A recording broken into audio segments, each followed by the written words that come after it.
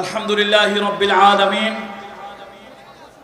ওয়াসসালাতু ওয়াসসালামু আলা রাসূলিহিল কারীম ওয়া আলা আলিহি ওয়া আসহাবিহি আজমাইন। আউযু বিল্লাহি মিনাশ শাইতানির রাজীম। বিসমিল্লাহির রাহমানির রাহিম। কুল জাআল হক ওয়া যাহাকাল বাতিল ইন্নাল বাতিলা কানা যাহুকা।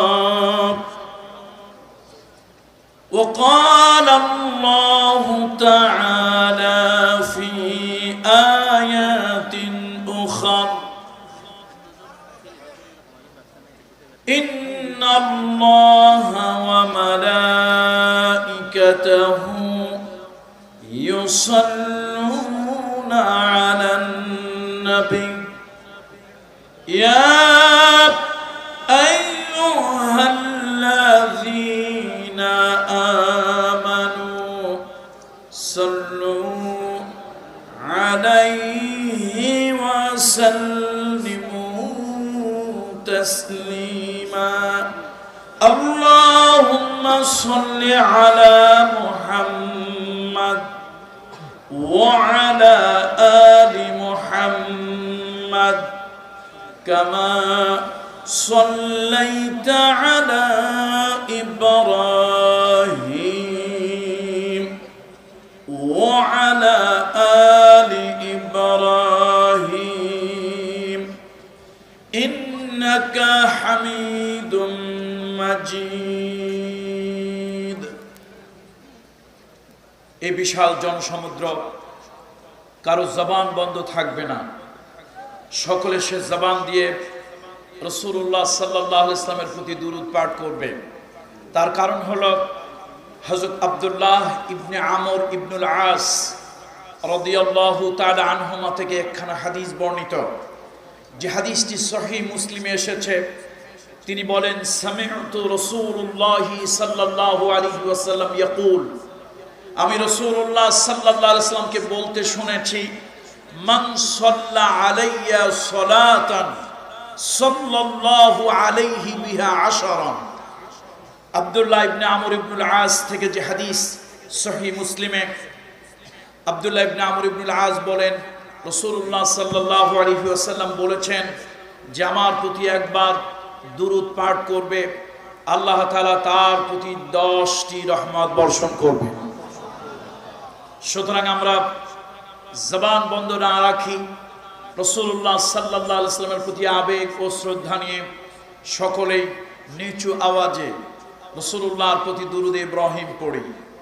আল্লাহুম্মা সাল্লি আলা মুহাম্মাদ ওয়া আলা আলি মুহাম্মাদ কামা সাল্লাইতা আলা ইব্রাহিম ওয়া আলা আলি ইব্রাহিম ইন্নাকা হামিদুম মাজিদ। আলহামদুলিল্লাহ সুম্মা আলহামদুলিল্লাহ ওয়া আম্মা বা'দ। কক্সবাজার জেলার ঐতিহ্যবাহী পেকুয়া উপজেলার দিগন্ত ফাউন্ডেশনের উদ্যোগে আয়োজিত তৃতীয় তাফসীরুল কোরআন মাহফিলের মাননীয় প্রধান অতিথি জনাব Alhaj Jafar Alam BA honours MA, মাননীয় সংসদ সদস্য কক্সবাজার 1। বিশেষ অতিথি জনাব মোহাম্মদ আবুল কাসেম এবং বিশেষ অতিথি বর্তমানে যিনি এই অধিবেশনের সভাপতির দায়িত্ব পালন করছেন, এই পেকুয়ার কৃতি সন্তান, গৌরবান্বিত সন্তান, হাজার হাজার আলেমের উস্তাদ আল্লামা আলহাজ এইচ এম বদিউল আলম সাহেব, আল্লাহ তাআলা তাকেও দীর্ঘ নেক হায়াত দান করুন। সম্মানিত উপস্থিতি, গত বছর যে কোনো কারণেই হোক মাহফিলটা হতে পারেনি। সেই না হওয়ার মধ্যেও আল্লাহ তাআলার অশেষ করুণা ছিল আমাদের জন্য। এবছর চতুর্দিক থেকে জনতার বাঁধ ভাঙা জোয়ার এসেছে। এই জোয়ার, এই আবেগকে কাজে লাগানোর জন্য আজকে আমি সকলের দৃষ্টি আকর্ষণ করছি বিশেষ গুরুত্বপূর্ণ কিছু বিষয় নিয়ে। আমি নিজেকে আলেম বলার দুঃসাহস কখনো করি না।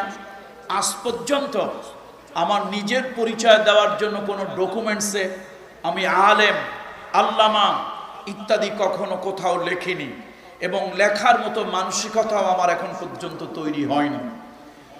নিজেকে যেহেতু আমি আলেম নই, বরং আমি নিজেকে ইলমের ছাত্র মনে করি, সেই হিসাবে আপনাদের সামনে যে বিষয়টা আমি বলবো, আলেমরা হলো জাতির রাহবার। আলেমরা হলো জাতির রাহবার, জাতির দিক নির্দেশক।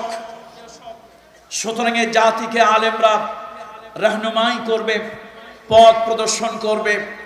আলেমদের দেখানো পথ অনুযায়ী এই জাতি পরিচালিত হবে। আমি দুই তিনটা বিষয় খুব বেশি আমাকে পীড়া দিচ্ছে, আর সেই পীড়া দেওয়ার কারণেই এই জনসমুদ্রে আমি সে কথাটা তুলে ধরতে চাই। আজকের মাহফিলে সাংবাদিক বন্ধুরা এসেছেন। আজকের মাহফিলে গভর্নমেন্টের ডিবি, এসবি, এনএসআই অথবা ডিজিএফআই, ইন্টেলিজেন্স যে ব্রাঞ্চ, এই ব্রাঞ্চের লোকজন এ মাহফিলে আছেন, নিশ্চয়ই আছেন। আপনাদের কাছেও আমার অনুরোধ থাকবে, অনুগ্রহপূর্বক আপনারা কথাগুলো নোট করে রাখবেন। এই জন্য রাখবেন, সাংবাদিকদেরকে বলা হয় জাতির চক্ষু, জাতির বিবেক। আর গভর্নমেন্ট, কোন দেশের গভর্নমেন্ট যখন দেশ চালায়, তার চোখ ছাড়া অন্ধ দেশ চালাতে পারে না। তার কারণ হলো ক্ষমতার মসনদটা বড় লোভনীয় জিনিস। সেটা ধরে রাখতে হলে দেখে শুনে বুঝে শুনেই তাকে এই ক্ষমতার চেয়ারটা আগলে রাখতে হয়। সুতরাং সরকার তার ক্ষমতার চেয়ার ধরে রাখেন, আগলে রাখেন গভর্নমেন্টের এই সকল গোয়েন্দা বাহিনী দিয়ে। অর্থাৎ কোথায় কি হচ্ছে, পক্ষে না বিপক্ষে, কল্যাণ না অকল্যাণ, ভালো না মন্দ ইত্যাদি সব কিছু গভর্নমেন্ট এই গোয়েন্দা সংস্থার ভাইদের মাধ্যমেই বুঝে থাকেন। সুতরাং আমি আপনাদের কাছে অনুরোধ করব, সংখ্যায় আপনারা যাই হন না কেন, আল্লাহর ওয়াস্তে আমার কথাগুলো কোট করবেন, প্রয়োজন বোধ করলে রেকর্ড করবেন, এবং এই কথাগুলো আপনি আপনার ঊর্ধ্বতন কর্মকর্তাদের মাধ্যমে আপনি সর্বোচ্চ লেভেল পর্যন্ত পৌঁছে দেওয়ার চেষ্টা করবেন। দেখুন, এদেশ হলো আল্লাহওয়ালাদের দেশ, এদেশ হলো আলেম ওলামার দেশ, এদেশ হলো কোরআন সুন্নাহর দেশ, এদেশ হক্কানি পীর মাশায়েখদের দেশ, এদেশ ঈমানওয়ালাদের দেশ। এদেশের মানুষের ঘুম ভাঙে আজান শুনে, এদেশের মানুষ ঘুমাতে যায় আজান শুনে, এশার সালাত আদায় করে।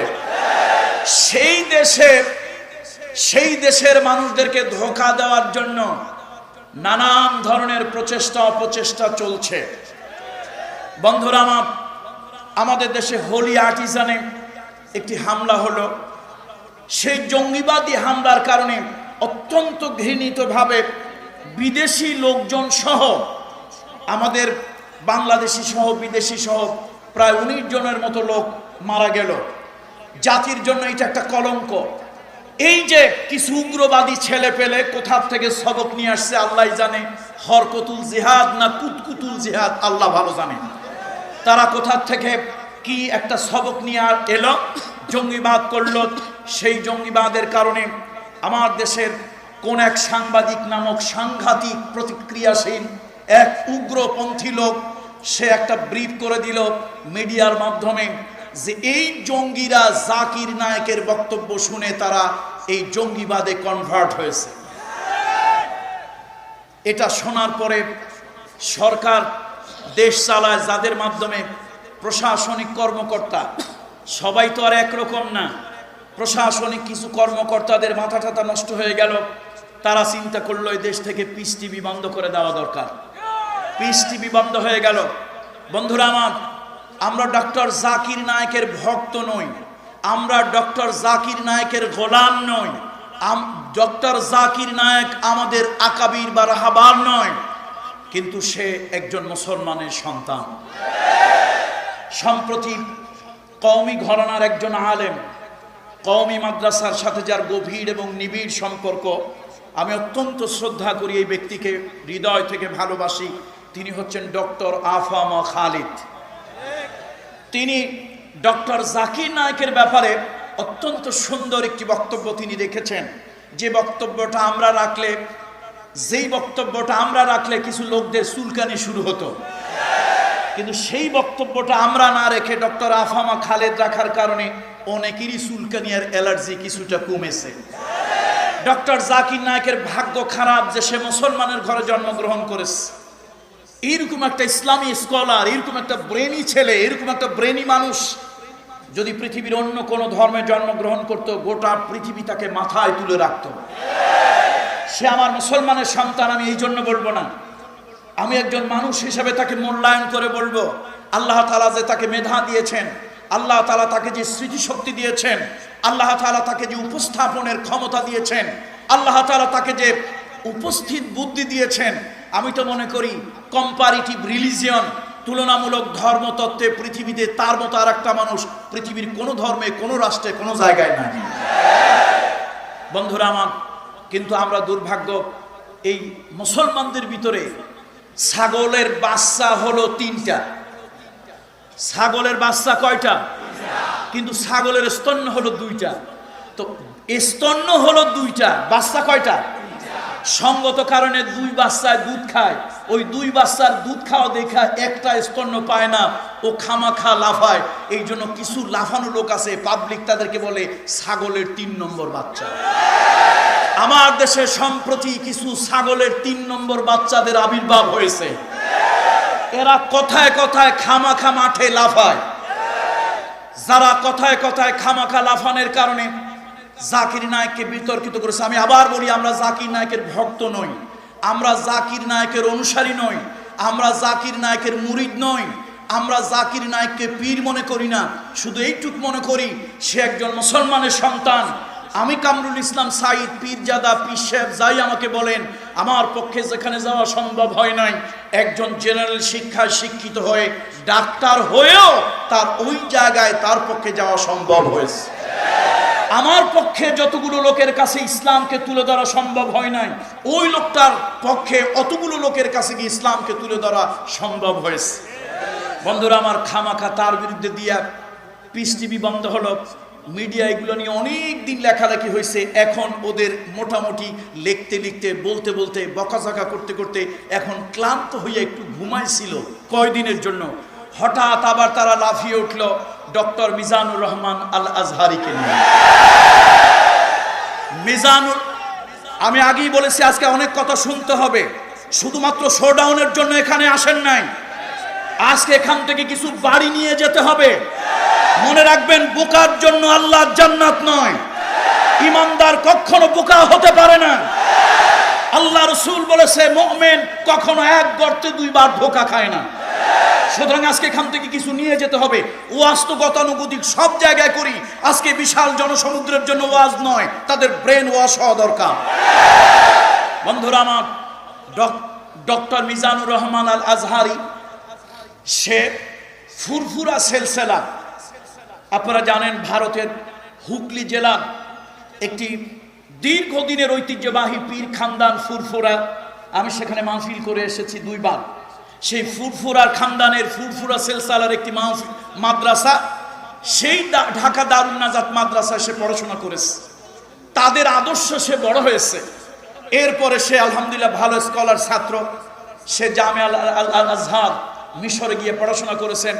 ব্রেন ভালো, পড়াশোনা ভালো, তার মোটামুটি জ্ঞান বুদ্ধি ভালো।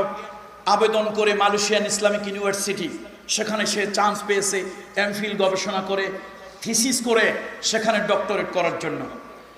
প্রত্যেক বিষয়ে মানুষের কিছু অভিজ্ঞতা লাগে। যে মাস্টার প্রথম ঢোকে, ওই মাস্টারের বেতন যে মাস্টার 20 বছর চাকরি করছে তার বেতন কি এক বেতন? বন্ধুরা আমার, অভিজ্ঞতা একটা জিনিস যা মায়ের পেট থেকে কেউ নিয়ে আসে না। সে ছাত্র ভালো হতে পারে, লেখাপড়া ভালো হতে পারে, জ্ঞান ভালো হতে পারে, কিন্তু ওয়াজের লাইনে সে নতুন। সুতরাং নতুন হওয়ার কারণে এই জনতার মঞ্চে কথা বলতে কিছু ভুল ভ্রান্তি অনিচ্ছা সত্ত্বে তার হতে পারে। আমরা যখন এই মঞ্চে এসে প্রথম কথা বলা শুরু করেছিলাম, আমাদেরও দুই একটা ভুল হয়েছে, কিন্তু আমাদের সামনে এতগুলো চোখ ছিল না। চোখ বোঝেন তো, এতগুলো মিডিয়া ক্যামেরা আমাদের সামনে ছিল না। না থাকার কারণে আমরা ভুল বলেছি, ভ্রান্ত কথা বলেছি, সেগুলো হাওয়ায় মিটিয়ে গিয়েছে, দোষ ধরার কেউ ছিল না। কিন্তু মিজানুর রহমান আল আজহারির কপাল খারাপ, সে এই টেকনোলজির যুগে, সে ডিজিটাল যুগে মাঠে বক্তব্য দেওয়ার জন্য আসছে। হাজার লক্ষ চোখ যেরকম তার দিকে তাকিয়ে থাকে, হাজার হাজার ক্যামেরাও তার দিকে তাকিয়ে থাকে। সুতরাং বেচারা নতুন মানুষ মঞ্চে উঠে, আমি তার আদব আখলাকের ব্যাপারে যতটুকু জানি আমি তার পক্ষে নই, বা তার হয়ে কথা বলতেছি না, তার হয়ে ওকালতি করার কোনো প্রয়োজনই হয় না। আমি ভিন্ন এক দরবারের পীর, আমি ভিন্ন এক দরবারের পীরজাদা, তার পক্ষ হয়ে কেন তার পক্ষে কথা বলবো? আমি তার খাইও না, পড়িও না, তার চাকরিও করি না।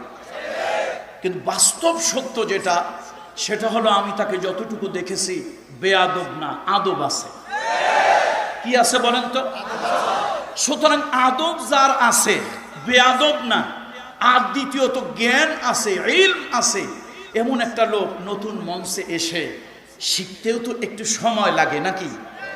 দুই একটা কথা এদিক সেদিক হয়তো হয়ে গিয়েছে, অর্থাৎ যেই শব্দটা ব্যবহার করা দরকার ছিল, যেই শব্দটা প্রয়োগ করা দরকার ছিল, বা ওর থেকে আরো সুন্দর একটা শব্দ তার অ্যাপ্রোচ করা দরকার ছিল, কিন্তু তার ব্রেনে অথবা নতুন হওয়ার কারণে, অভিজ্ঞতার কারণে সেটা সে করে উঠতে পারেনি। কিন্তু আমরা কি দেখতেছি? আমার দেশের ওই যে ছাগলের 3 নম্বর কিছু বাচ্চা, ছাগলের 3 নম্বর কিছু বাচ্চা রাস্তার উপরে একটা ব্যানার ছাপাই দিল, আর 3-4জন লোক ব্যানার নিয়ে দাঁড়ালো। গভর্নমেন্টের SB, NSI, DB, intelligence branch, ভালো করে শুনে নেন, এদেশে তৌহিদের পক্ষে, ঈমানের পক্ষে, রাসূলুল্লাহর পক্ষে, কোরআনের পক্ষে হাজার হাজার নয়, কোটি কোটি জনতা এদেশে আছে।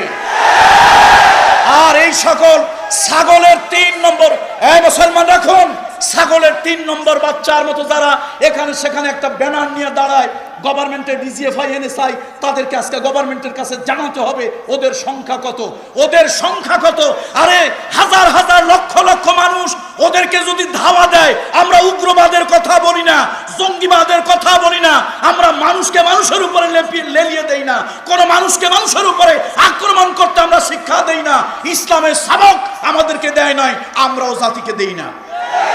কিন্তু আমাদেরও তো ভক্তবৃন্দ আছে, আমরা যদি ইচ্ছা করি এই সকল 3 নম্বর বাচ্চাদেরকে সাইজ করতে মাত্র কয়েক মিনিট আমাদের সময় লাগে। কিন্তু জনগণ শান্ত, জনগণ শান্ত। আজকে এমপি মহোদয় যদি এখানে থাকতেন, আমি ওনাকে অনেক ভালোবাসি, এই জন্য আমার অনেকগুলো মাহফিলে আপনাদের এই জাফর আহমদ সাহেব ফার্স্ট টু লাস্ট আমার প্রোগ্রাম শুনেছেন। রোজার মাসে রাত জেগে আমার পাশে ঘন্টার পরে ঘন্টা বসে উনি কথা শুনেছেন। এয়ারপোর্টে আমাকে উনি জড়িয়ে ধরেছেন, বলেছেন আপনার মাহফিল, একবার 1 বছরের কথা বলতেছি, আপনার মাহফিল আছে, শুধু আপনার মাহফিলের জন্যই আমি যাচ্ছি। উনি আমাকে জড়িয়ে ধরে ওনার গাড়িতে তুলে আমাকে আপনার বিমানে, এয়ার বাসে উঠালেন। আজকে যদি এমপি সাহেব থাকতেন, আমি তার কাছে কিছু কথা বলতাম, এই জাতিকে জানা দরকার। যেহেতু এমপি সাহেব নাই, এই জন্য গভর্নমেন্টের এসবি, এনএসআই, ডিবি, ইন্টেলিজেন্স ব্রাঞ্চদেরকে বলছি, গভর্নমেন্টের কাছে এটা অবশ্যই আপনাদের মাধ্যমে এটার রিপোর্ট যাওয়া দরকার। কয়জন ওরা সর্বসাকুল্যে, কয়জন? আপনারা ভোটের ভয় পান, মনে রাখবেন ওদের ভোট ভোট নয়, ওদের ভোট ভোট নয়। ওরা যদি হয় 300, ইমানদারেরা হবে 1300, ওরা যদি হয় 1300, ইমানদারেরা হবে 3 লক্ষ। সুতরাং ওই 3-4জন পুঁটি মাছ পুকুরের মধ্যে, সেলা মাছ আর পুঁটি মাছ, সেলা মাছ আর খুব লাফায়, খুব লাফায়। পুকুরওয়ালা মনে করে না জানি কতই আছে, না জানি, শেষ পর্যন্ত জাল খেয়াল দিয়ে দেখা যায় কয়টা আছে। আরে পুঁটি মাছ অনেক লাফায়, সেলা মাছ অনেক লাফায়, রুই কাতলা অনেক বড় বড় আছে, ওগুলো লাফায় না। একবার লাফাইলে কিন্তু আর জাল থাকবে না। সুতরাং আমরা সরকারকে বলি, আপনারাই 2-4 জন পাগল ছাগলের কথায় কাম দিবেন না। মিজানুর রহমান আল আজহারি সে আমাদের অনুজ, আমরা তার অগ্রজ, সে আমাদের ছোট, আমরা তার বড়। সুতরাং এই ময়দানে দীর্ঘদিন আমরা কথা বলে আমাদের যে অভিজ্ঞতা হয়েছে, মানুষ ভুলের ঊর্ধ্বে নয়। একটা হলো ইচ্ছাকৃত ভুল, আর একটা হচ্ছে অভিজ্ঞতার কারণে অনিচ্ছাকৃত ভুল। এই মাঠে সে নতুন এসেছে, আমরা তাকে বাহবা দেই। এটা আমাদের মুসলমানদের একটা রোগ। আজকে বিশ্বের মুসলমানেরা কেন পিছিয়ে আছে, এটা আমাদের একটা রোগ। কে উঠতে চাইলে তাকে না উঠতে দিয়ে দাবিয়ে রাখা, অথচ অন্য ধর্মের লোকেরা কে উঠতে গেলে তাকে টেনে উঠানোর চেষ্টা করে। আর আমাদের ধর্মের একটা মুসলমানদের একটা রোগ হয়ে গিয়েছে, মানসিক রোগ। কেউ উঠতে চাইলে আমরা তাকে দাবিয়ে নিচের দিকে নেওয়ার চেষ্টা করি। সুতরাং আমার তো মনে হয় জাকির নায়েকের পরে এই মিজানুর রহমানকে যদি আমরা পেট্রোনাইজ করতে পারি, তাকে যদি আমরা লালন পালন করতে পারি আমাদের সন্তানের মতো, ছোট ভাইয়ের মতো, এই ফুলকে যদি আমরা প্রস্ফুটিত হতে দেই, তাহলে হতে পারে আগামী 20 বছর পরে জাকির নায়েকের পরে সে সমগ্র পৃথিবীতে একটা নতুন একটা ইতিহাস সৃষ্টি করতে পারে। সুতরাং বন্ধুরা আমার, আমি সরকারের কাছে অনুরোধ করব, এবং সরকারের যে চোখ আছেন গোয়েন্দা বাহিনী, তাদের মাধ্যমে বলবো, এই পাগল ছাগলদের লাফালাফিতে আপনারা মোটেই ভয় পাবেন না। দেখেন না, আমাদের দেশে কিছু বাম আর রাম আছে, তারা বিশাল বড় জনসমুদ্র করে, ক্যামেরা কাজ করিয়ে গুনে দেখা গেল মাত্র 9 জন। অথচ কি করছে তারা? জনসমুদ্র করেছে। আর আমার দেশের কিছু চোখ কানা, দল কানা, হলুদ সাংবাদিক আছে, দ্বীনের পক্ষে, ইমানের পক্ষে, সত্যের পক্ষে, তাওহীদের পক্ষে, ইকামতে দ্বীনের পক্ষে হাজার লক্ষ জনতা হলেও ওই দল কানা হলুদ সাংবাদিকের চোখে ওগুলো পড়ে না। সুতরাং আল্লাহর ওয়াস্তে সত্য বোঝার চেষ্টা করুন, সত্য বোঝার চেষ্টা করুন। ঘোলা পানিতে আর মাছ শিকার করবেন না, ঘোলা পানিতে আর মাছ শিকার করতে দেবেন না এ জাতি। হ্যাঁ, যদি বলেন যে তাদের কথা বলার অধিকার আছে, তাহলে বলবো, ওদের যদি কথা বলার অধিকার থাকে, মিজানুর রহমান আল আজহারি এই জাতির একজন সন্তান, এ দেশের একজন নাগরিক, ওর যদি কথা বলার অধিকার থাকে, তাহলে গণতন্ত্রের দেশ, ডেমোক্রেসির দেশ, তাহলে তো মিজানুর রহমান আজহারিরও কথা বলার অধিকার আছে। যদি আপনার সরকারের বিধানে 3জন 4জন মাথা গরম পাগল ছাগল লাফালে, সেটার নাম যদি গণতন্ত্র হয়, হাজার লক্ষ কোটি ইমানদারের কলিজার মধ্যে আঘাত লাগে, তাদের বাদ প্রতিবাদ যদি আপনার কাছে গণতন্ত্র আর ডেমোক্রেসি না হয়, তাহলে এমন নিকৃষ্ট গণতন্ত্র আর ডেমোক্রেসিকে জুতা পেটা করা ছাড়ার কিছু নেই। গণতন্ত্র তো তাকে বলে যার যার নিজের মত প্রকাশের স্বাধীনতা, যার যার নিজের কথা বলার অধিকার, যার যার মানবিক অধিকার। সুতরাং ওদের যদি অধিকার থাকে, এদেশের নাগরিক হিসাবে মিজানুর রহমান আল আজহারির তারও তো নাগরিক অধিকার আছে। হ্যাঁ, যদি সরকারের বিরুদ্ধে সে কিছু বলেছে, রাষ্ট্রদ্রোহিতার কিছু বলেছে, গভর্নমেন্ট তার ব্যাপারে কোনো ব্যবস্থা নিক, আমরা সে ব্যাপারে কিছু বলবো না। গভর্নমেন্ট তো রাজনৈতিক কারণে তার মাহফিল বন্ধ করেনি। বলেন, গভর্নমেন্ট কি রাজনৈতিক কারণে তার মাহফিল বন্ধ করেছে? সে আওয়ামী লীগ সরকারের বিরুদ্ধে, মাননীয় প্রধানমন্ত্রীর বিরুদ্ধে, আমাদের জাতির মহান স্থপতি, লক্ষ মানুষের, কোটি মানুষের হৃদয়ের মণি বঙ্গবন্ধু শেখ মুজিবুর রহমান, তার ব্যাপারে কিছু বলেছে? তাহলে সরকারের ব্যাপারে তার কথা না। বক্তব্য হলো সে এই জায়গায় ভুল বলেছে, ওই জায়গায় ভুল বলেছে। আরে ভাই, নতুন মানুষ স্টেজে আসতে দেন না। ভুল বলতে বলতেই একদিন শুদ্ধে যাবে। নিচের দিকের ক্লাসে পড়েছেন, এই যে আমার ওস্তাদ তো পাশে বসে আছে, আমার না, হাজার হাজার আলেমদের ওস্তাদ। নিচের দিকে ওস্তাদে পড়ায়, ছাত্র পড়ে। নিচের দিকে কে পড়ায়? নিচের দিকে ওস্তাদ পড়ায়, ছাত্র, আর উপরের দিকে ছাত্র পড়ায়, ওস্তাদ পড়ে। কথা বোঝেন নাই বোধহয়? নিচের ক্লাসে ওস্তাদ পড়ায়, কে পড়ে? ছাত্র পড়ে। আর উপরের দিকে আমরা যখন ফাজিল কামিল জামাতে যখন পড়েছি, এখনো বড় বড় আলিয়া মাদ্রাসা, এখনো বড় বড় দারসে নিজামি কওমি মাদ্রাসা, উপরের দিকে কিন্তু ওস্তাদ পড়ায় না। উপরের দিকে পড়ায় ছাত্র, পড়ে কে? ওস্তাদ। মানে শোনে। কারণটা কি?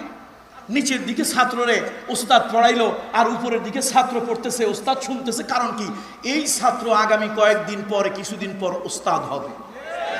সুতরাং এই উস্তাদ হতে গিয়া তার মধ্যে ভুল ভ্রান্তি যদি থাকে তাহলে জাতির সর্বনাশ হয়ে যাবে। এই জন্য উস্তাদ ছাত্রের কাছে পড়া নেয়, সবক নেয়। উদ্দেশ্য হলো তার যদি কোনো ভুল ভ্রান্তি হয় এখনই তাকে শুধরে দেওয়ার সময়। সুতরাং আমাদেরই একটা ছোট ভাই স্টেজে এলো, দুনিয়াকে সে শিক্ষা দিয়ে মুগ্ধ করলো। আমাদেরই একটা ছোট ভাই স্টেজে এলো, আর কিছু পাগল ছাগল কিছু লাফালো, ছাগলের 3 নম্বর কিছু বাচ্চারা লাফালো, আর সেই জন্য গভর্নমেন্ট ভয়তে অস্থির হইয়া থানাগুলি অস্থির হয়ে গেল, ওসি সাহেব ডিসি সাহেবরা অস্থির হয়ে গেল, এমপি সাহেবরা অস্থির হয়ে গেল, মাহফিল 144 দ্বারা জারি হবে। এটা কি পাগলের দেশে বাস করি কিনা আমার বুঝে। সুতরাং সরকারকে বলবো চোখ খুলুন, চোখ খুলুন। আপনার ডিজিএফআই, এনএসআই, এসবি, ডিবি এরা হলো আপনার চোখ। তাদের মাধ্যমে খোঁজ নেন যে পক্ষে কয়জন, বিপক্ষে কয়জন, তার বক্তব্য কোরআন হাদিসের বক্তব্য শুনতে চায় কয়জন আর শুনতে চায় না কয়জন। সরকারকে তার চোখ দিয়েই দেখতে পারে। এখানে তো আমার বলার কিছুই নাই। আমি শুধু আজকে জাতিকে এই কথা বলতে চাই, নিশ্চয় আজকের মাহফিল শেষে আপনারা বাড়ি ফিরে যাবেন। আবেগ দিয়ে ইসলাম এদেশে কায়েম হবে না। এদেশে আওয়ামী লীগ ইসলাম চালাক, বিএনপি ইসলাম চালাক, হেফাজত ইসলাম, জামাত ইসলাম, কে ইসলাম চালাইল ওইটা আমাদের দেখার বিষয় নয়। একটা কথা মনে রাখবেন, আমাদেরকে যদি ফাঁসির মঞ্চেও নেন, ওয়াজ বন্ধও যদি করে দেন, 1000 লক্ষ বার যদি বুলেটের আঘাতে আমাদের শরীরকে ঝাঁঝরা করে দেন, তারপরেও বলবো জমিন হলো আল্লাহ, আমরা আইন চাই আল্লাহ। কত ঠিক কিনা জোরে বলুন। জমিনটা কার? এই জমিনে আইন চাই আমরা কার? আওয়ামী লীগ আইন চালাক, আমরা আওয়ামী লীগকে সহযোগিতা করব। আমাদের কাছে কোনো দল নাই, দল নিয়ে আমাদের কোনো মাথা ব্যথা নাই। আমরা চাই কোন জিনিসটা? এখন বলুন, আপনারা আমাকে প্রশ্ন করুন, আপনারা আমাকে বলুন, আল্লাহর আইন যে চাইলেন আপনি, হিন্দু আছে, বৌদ্ধ আছে, খ্রিস্টান আছে, আল্লাহর আইন চাইলে কিভাবে তাদেরকে দেওয়া সম্ভব? এটা আমি বলবো, এটাই আপনারা জানা দরকারি ওয়াজ মাহফিলগুলো থেকে। শুনুন, আল্লাহর শরঈ আইন শুধু মুসলমানের জন্য, কিন্তু আল্লাহর সামাজিক আইন সামগ্রিকভাবে সকল মানুষের জন্য। বন্ধুরা আমার, মুরব্বীরা আমার, আল্লাহ তাআলা শরীয়তের বিধান দিলেন, আকিমুস সালাত, আকিমুস সালাত, নামাজ কায়েম করো, নামাজ কায়েম করো। নামাজের কথা আল্লাহ মুসলমানদেরকে বললেন, ইমানদারদেরকে বললেন। যাকাত দেওয়ার জন্য আল্লাহ তাআলা ইমানদারদেরকে বলেছেন, কিন্তু আমার হিন্দু ভাইকে যাকাত দেওয়ার কথা বলেন নাই। বৌদ্ধ ভাই, খ্রিস্টান ভাইদেরকে যাকাত দেওয়ার কথা আল্লাহ তাআলা বলেন নাই। বরং সামাজিক যত বিধিবিধান আছে, হিন্দু, বৌদ্ধ, খ্রিস্টান, মুসলমান, কালো আর ধলা, আওয়ামী লীগ, বিএনপি, জাতীয় পার্টি, জাসদ, জামাত, হেফাজত, তরিকত, তাবলীগ, আল্লাহর সামাজিক বিধানগুলো আল্লাহ তাআলা সকলের জন্য সমানভাবে দিয়েছে। মানুষের কতগুলি মৌলিক অধিকার, তার মধ্যে প্রথম অধিকার হলো তার খাবার, তার খাদ্যের গ্যারান্টি, তার খাদ্যের নিশ্চয়তা, তার খাবার। রিজকের দায়িত্ব আছেন, ওমা মিন দাব্বাতিন ফিল আরদি ইল্লা আলাল্লাহি রিজকুহা। দেখেন, আল্লাহর কাছে সবাই সমান। মুসলমানের জমি আর হিন্দুর জমি পাশাপাশি। আচ্ছা বলেন তো, মুসলমানের জমিতে মেঘের বৃষ্টি বর্ষণ হয়, হিন্দুর জমিনে হয় না? হিন্দুর জমিনে হয়। নারকেল গাছ আছে, মুসলমানের বাড়ির নারকেল গাছে আমরা নারকেল ঠিকই পাই, কিন্তু বৌদ্ধের বাড়িতে যে নারকেল গাছ আছে তাতে কোনোদিন নারকেল ধরে না। ধরে? তাহলে রিজকের মালিক কে? রাজ্জাক। রিজকের মালিক কে? সেই রাজ্জাকের নাম, জাতি নাম বলুন, আল্লাহ। আল্লাহ তাআলার কাছে সব সমান, সবাই সমান। এই জন্য আল্লাহ তাআলা এই রিজকের দায়িত্ব আল্লাহ তাআলা নিয়েছেন, সকলকে দেন। আর যখন কোনো রাষ্ট্র পরিচালনা হবে, রাষ্ট্রের উপরে আল্লাহ তাআলা দায়িত্ব দিয়েছেন যেন এই রিজকের দায়িত্ব সমানভাবে সকলের নেয়। এটা একটা মানুষের মৌলিক অধিকার, ফান্ডামেন্টাল রাইটস, তার একটা হিউম্যান রাইটস। এর একটা প্রমাণ হলো বিশ্বনবী, আল্লাহর হাবিব, বিশ্বনবী মুহাম্মাদুর রাসূলুল্লাহ সাল্লাল্লাহু আলাইহি ওয়াসাল্লাম। আল্লাহ নবী যখন মদিনার প্রেসিডেন্ট হলেন, হুজুরের কন্যা ফাতেমাতুজ জোহরা, যেই ফাতেমাকে আল্লাহ নবী হৃদয় দিয়ে ভালোবাসতেন, কলিজা দিয়ে ভালোবাসতেন, আল্লাহর নবী কোথাও কোনো বিদেশের সফরে গেলে সবার সাথে দেখা করার পর সকলের শেষে ফাতেমার সঙ্গে দেখা করতেন। আবার বিশ্ব নবী, রহমতের নবী বিদেশ সফর করে অভিযান শেষ করে যখন মদিনায় আসতেন, সর্বপ্রথম আল্লাহর নবী ফাতেমার ঘরে গিয়ে তার সঙ্গে দেখা করতেন। ফাতেমা ছিল আল্লাহর নবীর কলিজার টুকরা। সেই ফাতেমা রাসূলুল্লাহর কাছে সাল্লাল্লাহু আলাইহি ওয়াসাল্লামের কাছে এসে বলল, আব্বাজান, ও আব্বাজান, আমি কুয়ার থেকে পানি উঠাই। আমাদের দেশের মতো এত মসৃণ দড়ি নয়, আরব দেশে খেজুরের ছোবড়া দিয়ে দড়ি পাকানো হয়।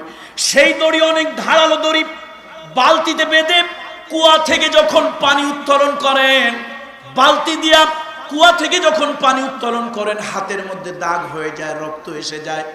ফাতেমাতুজ জোহরা বাবার কাছে বললেন, আব্বাজান, আপনি দয়া করে আমাকে একটা বাঁদির ব্যবস্থা করে দেন।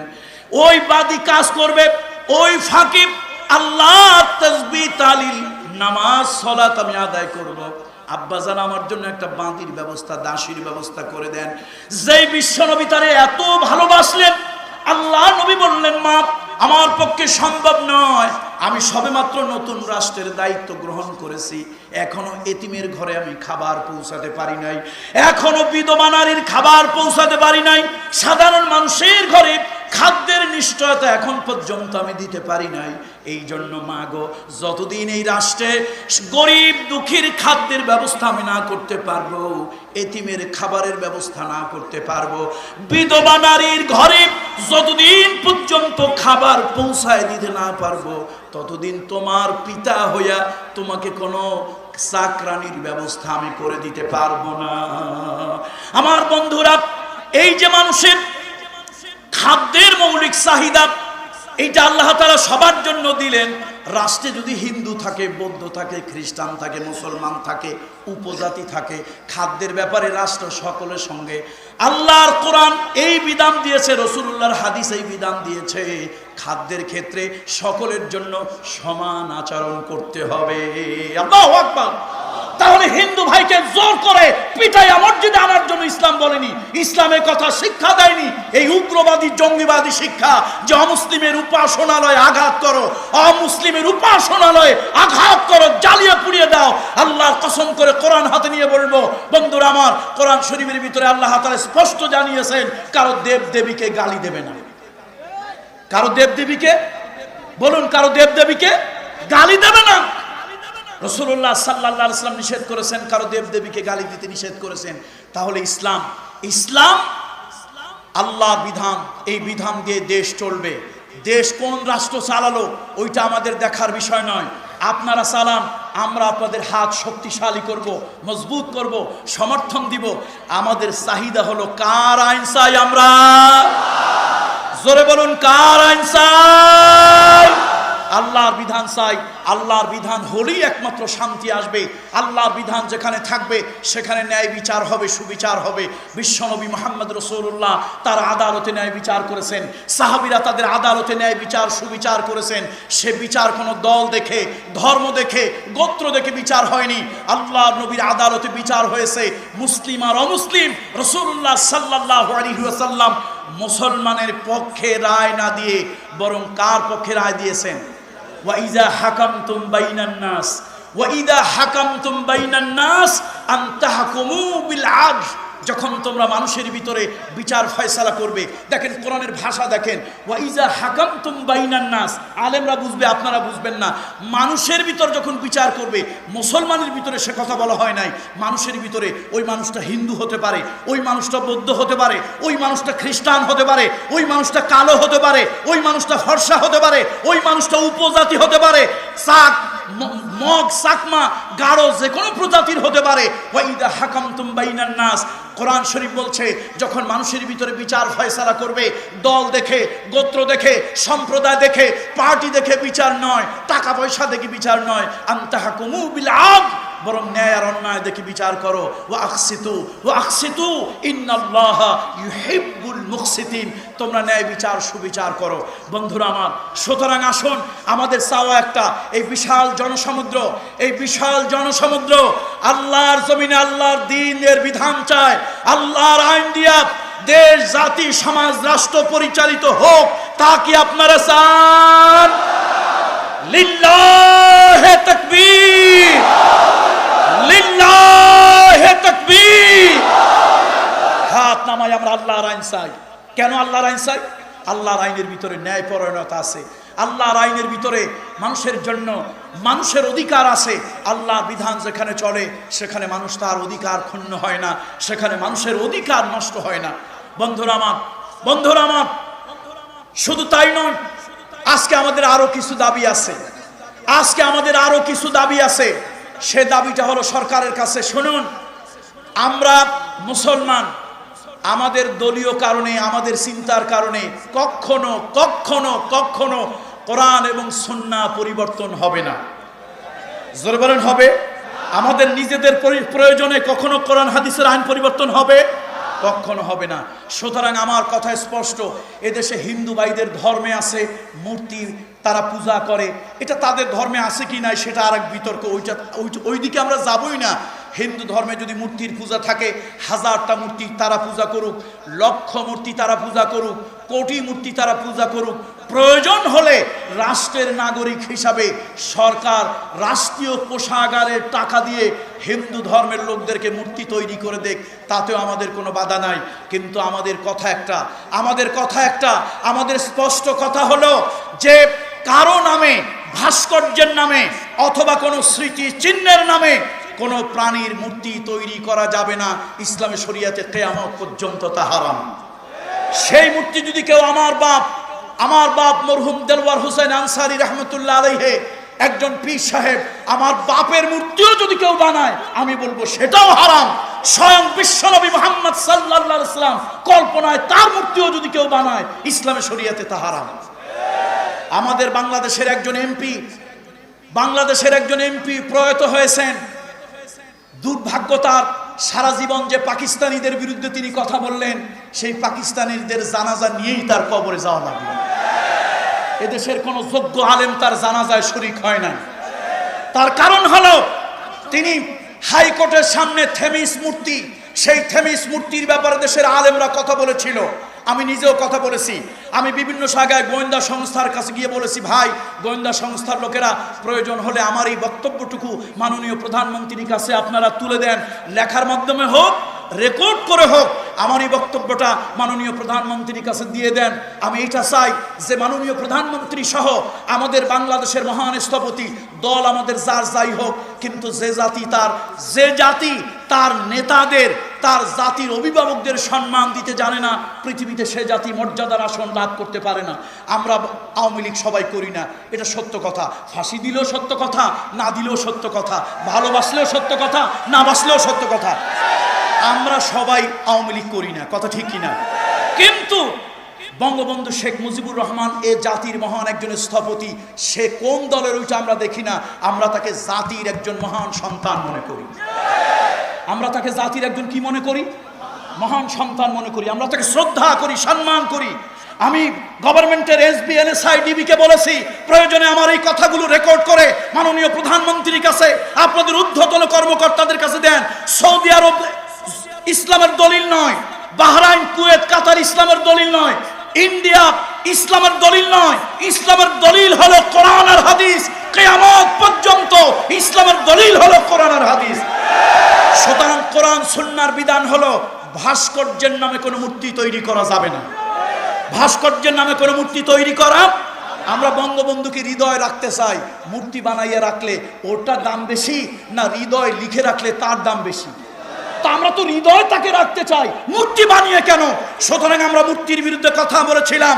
আর সেই প্রয়াত সেই এমপি সাহেব বলেছিলেন, যদি আজকে এই থেমিস দেবীর মূর্তি ভাস্কর্য এখান থেকে সরে যায়, এই কুত্তার বাচ্চারা, এই শব্দ তিনি প্রয়োগ করেছিলেন, আগামীতে বলবে, অর্থাৎ আলেমদেরকে ইন্ডিকেট করে তিনি বলেছিলেন, এই কুত্তার বাচ্চারা বলবে আগামীতে বঙ্গবন্ধুর মূর্তিও। আমি তো তখন স্পষ্ট বলে দিয়েছিলাম যে দেখুন, বঙ্গবন্ধুকে আমরা শ্রদ্ধা করি, হৃদয় রাখি, আমি আওয়ামী লীগ করি না, কিন্তু কোনোদিন কোনো জায়গায় এই দল ক্ষমতা এখন আছে, দেখবেন কিছু হাইব্রিড আওয়ামী লীগ আছে। মূল আওয়ামী লীগ যারা করে, নতুন আওয়ামী লীগ যারা, পুরাতন আওয়ামী লীগের থেকে নতুন আওয়ামী লীগের দরদ যেন বেশি। আগের আওয়ামী লীগ, হ্যাঁ না সরকারের বিরুদ্ধে তো আমি বলছি না, আমি তো সরকারের পক্ষে বলতেছি, আমি সরকারের পক্ষে বলতেছি আমার পুরাতন আওয়ামী লীগের ভাইরা, আমার পুরাতন আওয়ামী লীগের ভাইরা তারা কোনোদিন এদেশের মাদ্রাসা বন্ধ করেননি, এদেশের কোনো মাহফিল বন্ধ করেননি, কোনোদিন কোনো তফসির বন্ধ করেনি। খামাখা তাদের নামে একটা অপবাদ দেওয়া হয়। কিছু নতুন হাইব্রিড আওয়ামী লীগ এই পুরান আওয়ামী লীগদের উপরে প্রভাব খাটানোর জন্য, পুরান আওয়ামী লীগদের উপরে কি খাটানোর জন্য? প্রভাব খাটানোর জন্য হঠাৎ করে তারা মাহফিল বন্ধ, এই বন্ধ, সেই বন্ধ করে একটা নতুন সিন ক্রিয়েট করতে চায়। সুতরাং প্রকৃত যারা আওয়ামী লীগ তাদেরকে আমরা বলি আপনারা, আপনাদের সাথে আমরা আছি। আমরা বঙ্গবন্ধুকে হৃদয় রাখি, কিন্তু বঙ্গবন্ধুর ভাস্কর্যকে আমরা ইসলাম সম্মত মনে করি না। যিনি কথা বলেছিলেন গালি দিয়া, আল্লাহর কি কুদরত, সেই পাকিস্তানিদের জানাজা নিয়ে তার কবরে যেতে হলো, এদেশের আলেম ওলামাদেরকে জানাজা নিয়ে তিনি কবরে যেতে পারলেন। সুতরাং মনে রাখবেন, বেয়াদবি করবেন না, বেয়াদবি করবেন না। বেয়াদবদের পরিণতি ভালো হয় না, বেয়াদবদের পরিণতি ভালো হয় না।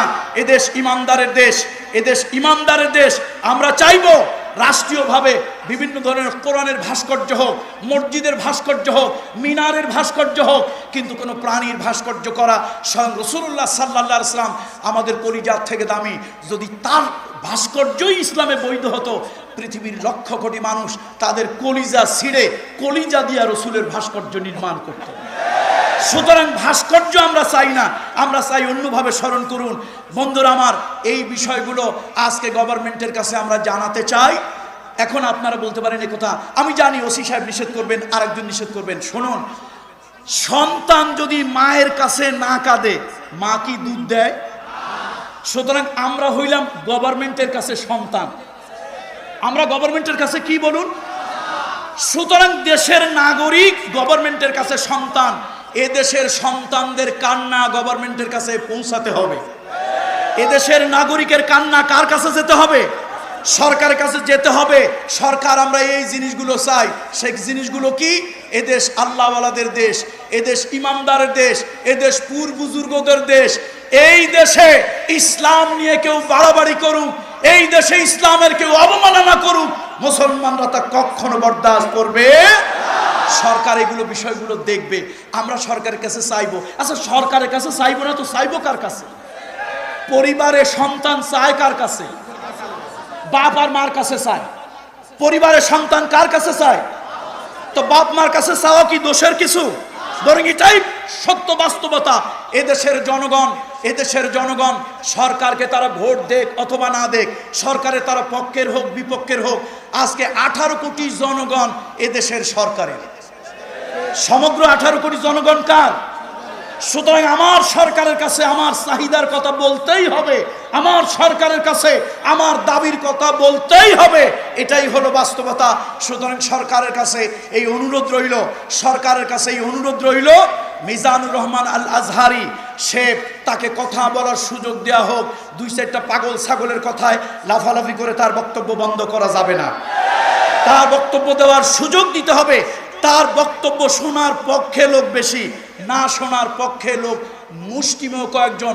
আমার তো মনে হয় চিরুনি দিয়ে চাললে সমগ্র বাংলাদেশে 3 লাখ 3.5 লাখের উপরে পাওয়া যাবে না।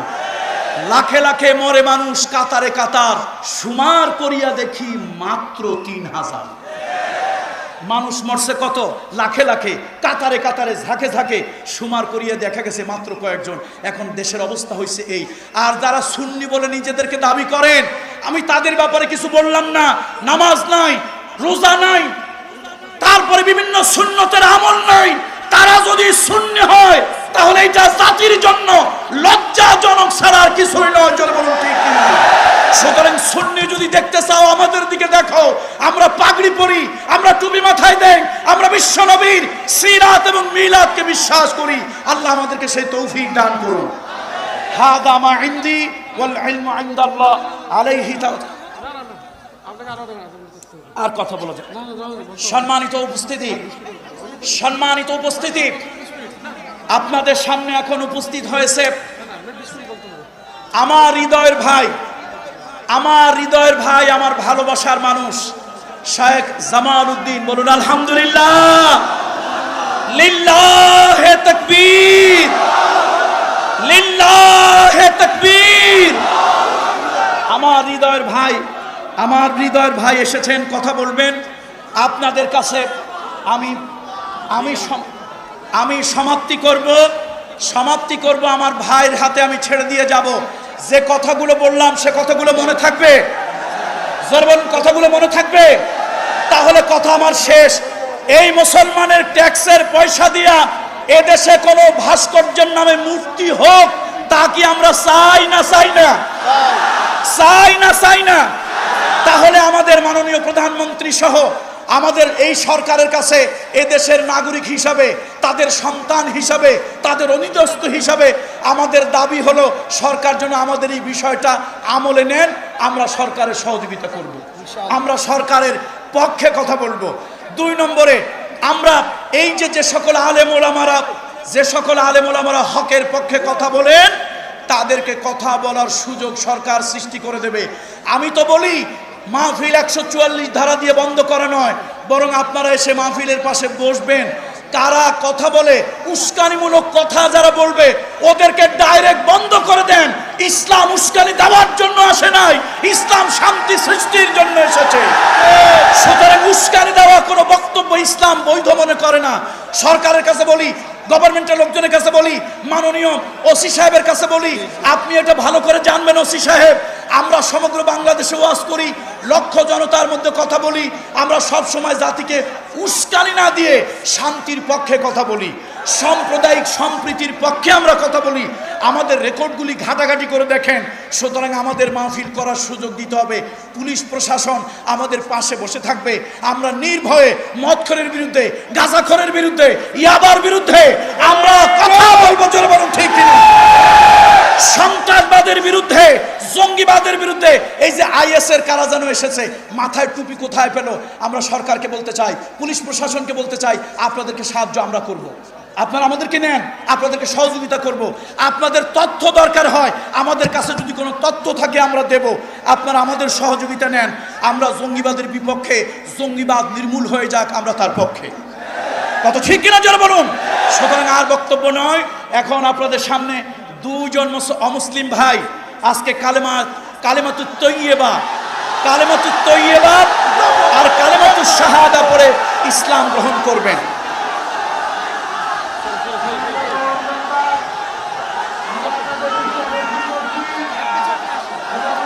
আপনাদের সামনে এতক্ষণ পর্যন্ত দেশ ও জাতির উদ্দেশ্যে হেদায়েতের সর্বশেষ গ্রন্থ মহাগ্রন্থ আল কোরআন থেকে তাফসীর পেশ করলেন।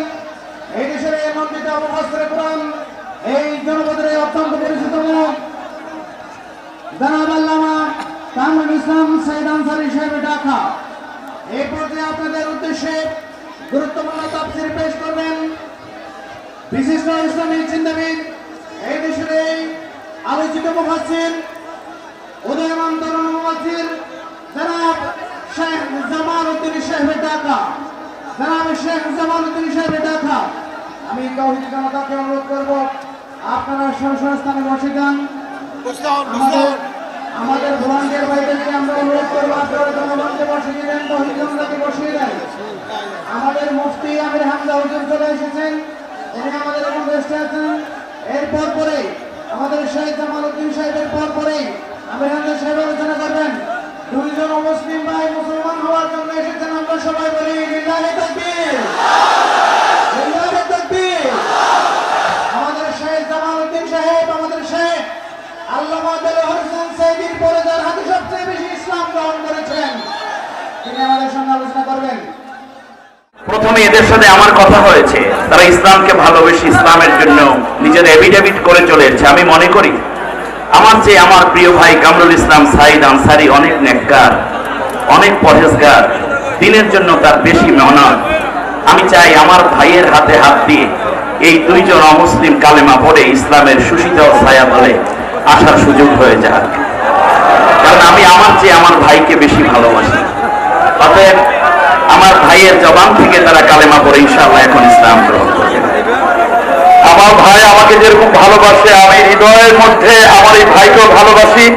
আমি কালেমাতুল শাহাদাত, আমার ভাই কালেমাতুল তৈয়বা, আমরা দুই ভাই দুই কালেমা তাদেরকে পড়াবো এবং আমরা দুই ভাই হাতে হাত রেখে আমাদের ওস্তাদকে নিয়ে তিনজনে সম্মিলিতভাবে আমরা ইসলামের দিকে তাদেরকে আহ্বান করব।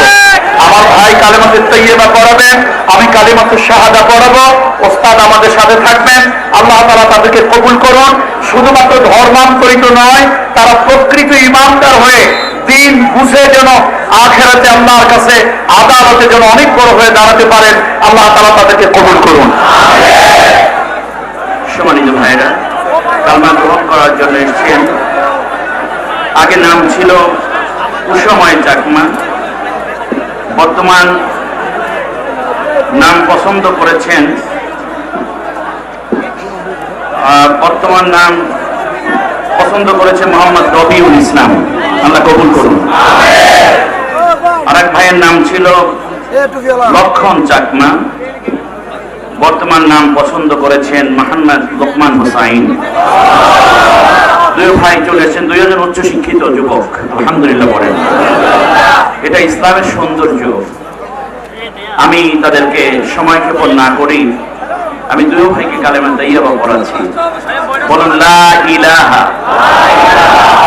ইল্লাল্লাহু মুহাম্মাদুর রাসূলুল্লাহ। আল্লাহ তাআলা ব্যতীত আর কোন ইলাহ নাই, মাবুদ নাই, উপাস্য নাই। হযরত মুহাম্মদ সাল্লাল্লাহু আলাইহি ওয়াসাল্লাম আল্লাহ তাআলার রাসূল। আমিন।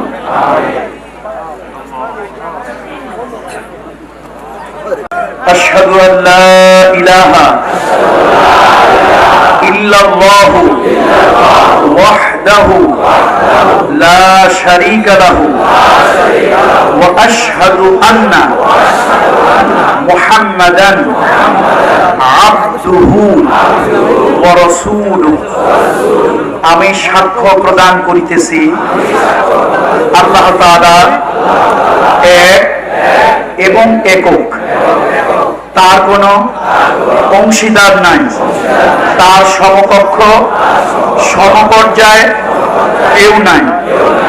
হযরত মুহাম্মদ মুস্তাফা সাল্লাল্লাহু আলাইহি ওয়াসাল্লাম তার প্রেরিত পুরুষ বা মানব মণ্ডলীকে হেদায়েত প্রদানের জন্য আল্লাহর পক্ষ থেকে তিনি রাসূল। আলহামদুলিল্লাহ, আমাদের এই দুই ভাই এখন ইসলামে প্রবেশ করলেন, নতুন করে মুসলমান তারা হলেন। আলহামদুলিল্লাহ, তারা মাসুম হয়ে গেলেন। একজন হচ্ছেন হযরত কি লোকমান, আর একজন হচ্ছেন রবিউল। এই দুইজন আমরা তাদেরকে চাই, গতানুগতিক কোনো মুসলমান নয়। ডক্টর শিব শক্তি স্বরূপজি, যিনি ভারতের স্বর্ণ মন্দিরের দেবতা ছিলেন, তাকে প্রশ্ন করা হয়েছিল ডক্টর কমলা দেবী, যিনি ইংরেজি সাহিত্যে অনেক বড় একজন অধ্যাপিকা ছিলেন এবং সাহিত্যে নোবেল প্রাইজ পাওয়ার জন্য যার নাম একাধিকবার প্রপোজ করা হয়েছিল, তাদেরকে জিজ্ঞেস করা হয়েছিল আপনারা মুসলমানদের কি দেখে ইসলাম ধর্ম গ্রহণ করেছেন। ওনারা বলেছিলেন আমরা মুসলমানদেরকে দেখে ইসলাম গ্রহণ করিনি, আমরা কোরআনকে দেখে এবং মুহাম্মদ রাসূলুল্লাহ সাল্লাল্লাহু আলাইহি ওয়াসাল্লাম তার জীবনী, তার জীবন চরিত্র দেখে ইসলাম গ্রহণ করেছি। আমার ভাই রবিউল এবং আমার ভাই লোকমান, এই দুইজন মাসুম নিষ্পাপ ভাইদেরকে আমি অনুরোধ করব, কোন মুসলমানের চরিত্র দেখে নয়, আপনারা কোরআন এবং হাদিস দেখে আগামী দিকে এগিয়ে যাবেন।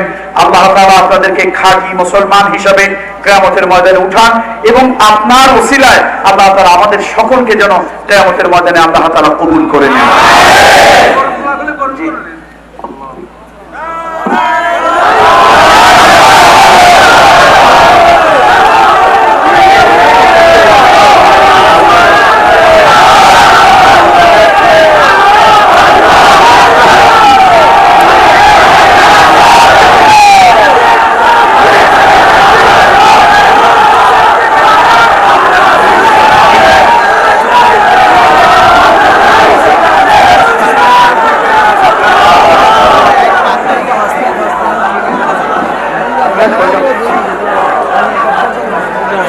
উপস্থিতি, আমাদের দুইজন ভাই দুইটা সালাম দিবেন। আসসালামু আলাইকুম।